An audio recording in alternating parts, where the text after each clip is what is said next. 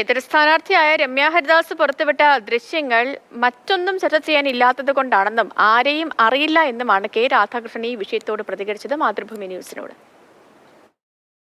ഈ അവസാന ദിവസമാണെങ്കിൽ ഒരു വീഡിയോ ഈ എതിർ സ്ഥാനാർത്ഥി രമ്യ ഹരിദാസിന്റെ ഭാഗത്തു നിന്ന് പുറത്തു വന്നിട്ടുണ്ട്. അവർ പുറത്തുവിട്ടേക്കാണ്. അവർ പറയുന്നത് നിങ്ങളുടെ തെരഞ്ഞെടുപ്പ് പ്രചാരണ വാഹനത്തിൻ്റെ ഭാഗമായിട്ട് വന്നൊരു വാഹനത്തിൽ നിന്ന് ഒരു ആയുധം എടുത്തു മാറ്റുന്ന ഒരു പ്രവർത്തകൻ. പ്രചരണ വാഹനങ്ങളിലൊന്നും ഇങ്ങനെ ആയുധം കൊണ്ട് നടക്കുന്ന പരിപാടി ഞങ്ങളുടെ ഇല്ല. അത് വേറെ എന്തെങ്കിലും ആയിരിക്കും. അത് അവർക്ക് വേറെ ഒന്നും കിട്ടാത്തതുകൊണ്ട് ഇതിട്ടിരിക്കുകയാണ്. ഇത് ആരാന്നറിയാമോ? എനിക്കത് കൃത്യമായിട്ട് മനസ്സിലായിട്ടില്ല. ഇവിടെ അടുത്തുള്ള ആരൊന്നുമല്ല. എനിക്ക് ആളെ മനസ്സിലായിട്ടില്ല. ഇതെന്താ സംഭവം എന്ന് എനിക്കറിയില്ല. ഞങ്ങൾക്ക് എന്തായാലും ആയുധ പരിശീലനമോ അല്ലെങ്കിൽ ആയുധം കൊണ്ട് നടക്കുന്ന പരിപാടിയില്ല. ഇപ്പോൾ തെരഞ്ഞെടുപ്പാണ്, ബാലറ്റ് യുദ്ധമാണ് നടക്കുന്നത്, അത് ആയുധ യുദ്ധമല്ല. അത് എന്താണെന്നുള്ളത് അന്വേഷിച്ചോട്ടെ.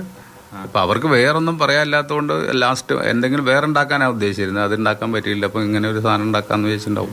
ഇതിനെക്കുറിച്ച് നിങ്ങളും പരിശോധിക്കുന്നു ആരാ എന്താണെന്നൊക്കെ? അതൊക്കെ ഞങ്ങൾ പരിശോധിക്കേണ്ട കാര്യമുണ്ടെങ്കിൽ പരിശോധിക്കും എന്താ സംഭവം എന്നുള്ളത്.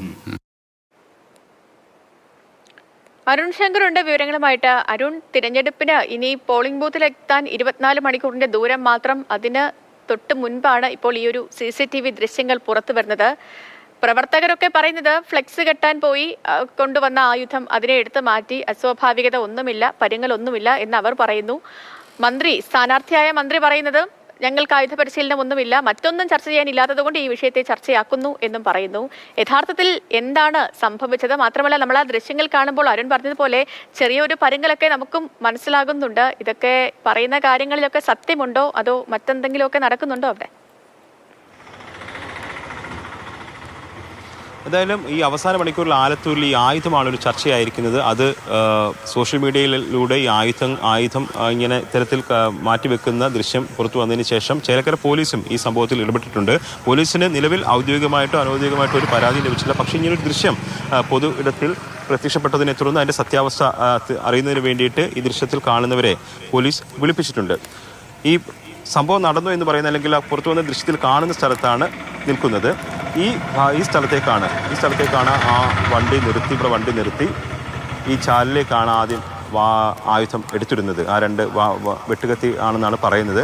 ഈ കാണുന്ന CCTVയിലെ ദൃശ്യമാണ് ഇപ്പോൾ സമൂഹ മാധ്യമങ്ങളിൽ വ്യാപകമായിട്ട് പ്രചരിക്കുകയും അത് വലിയ പ്രത്യാരോപണങ്ങളിലേക്ക് പോവുകയും ചെയ്തിരിക്കുന്നത്.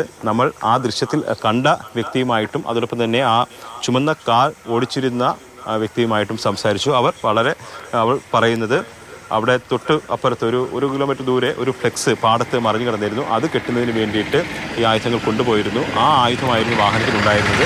അങ്ങനെ അതാണ് മാറ്റി വെച്ചു. പക്ഷേ മുന്നോട്ട് പോകുമ്പോൾ ഈ തെരഞ്ഞെടുപ്പിൻ്റെ ഭാഗമായിട്ട് പല സ്ഥലങ്ങളിലും സ്ക്വാഡ് ചെക്കിംഗ് ഉണ്ട്. അപ്പോൾ അങ്ങനെ ചെക്ക് ചെയ്ത് പിടിച്ചു കഴിഞ്ഞാൽ അത് മറ്റു തരത്തിലുള്ള വ്യാഖ്യാനങ്ങളുണ്ടാകും. അതുകൊണ്ടാണ് തൊട്ടടുത്ത് തന്നെ ഇത് ഇട്ടിട്ട് പോകാം, പിന്നെ തിരിച്ചു വരുമ്പോൾ എടുക്കാമെന്ന് പറയുന്നത്. തൊട്ടടുത്ത് പാർട്ടി ഓഫീസും ഉണ്ട്. എന്തായാലും